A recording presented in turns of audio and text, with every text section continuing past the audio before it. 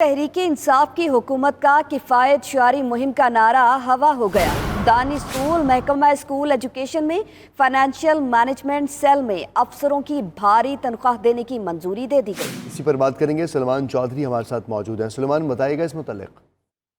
जी बिल्कुल, मौजूदा हुकूमत ने अपने कफ़ायतशारी के नारों के बरक्स काम शुरू कर दिया है। सरकारी इदारों में गुज़श्ता हुकूमत को मार्केट बेस्ड सैलरी पर जब उन्होंने भर्तियाँ की थी, तो जब ये हुकूमत उस वक्त अपोजिशन में थी तो उन्होंने खूब तनकीद का निशाना बनाया था। तो अपोजिशन वाले जो अब हुकूमत में आ चुके हैं तो ये उन्होंने जो काम है वही शुरू कर दिया है और महकमा स्कूल एजुकेशन में भर्तियाँ हो रही हैं।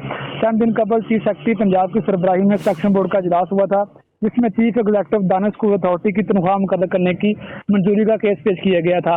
इस इजलास में मुख्तलिफ महकमे को सेक्रेटरी भी मौजूद थे। तो इस इजलास में फैसला किया गया कि जो दानिश स्कूल अथॉरिटी के सरबराह है उसकी जो तनख्वाह है वो खसूसी स्केल MP1 में मंजूर की जाएगी। इसी तरह महकमा स्कूल एजुकेशन में एक फाइनेंशियल मैनेजमेंट सेल तश्कील दिया जाएगा, जिसमें 3 अफसरान की जो तनख्वाह होगी वो 13 लाख रुपये मुकर्रर की गई है। इससे जो सेल का सरबराह होगा उसकी तनख्वाह 5 लाख रुपये मुकर्रर की है। इसी तरह इनके जो इसके मातहत एक कंसल्टेंट काम करेगा, उसकी तनख्वाह 5 लाख रुपये मुकर्रर की है। और उनके साथ जो है वो एक एडिटर इंटरनल एक्सटर्नल अफेयर काम करेंगे, जिसकी तनख्वाह जो है वो 3 लाख रुपये मुकर्रर की गई है।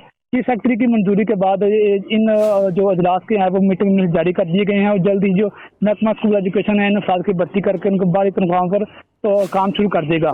जी शुक्रिया सलमान चौधरी, आप लाहौर से हमें अपडेट कर रहे थे।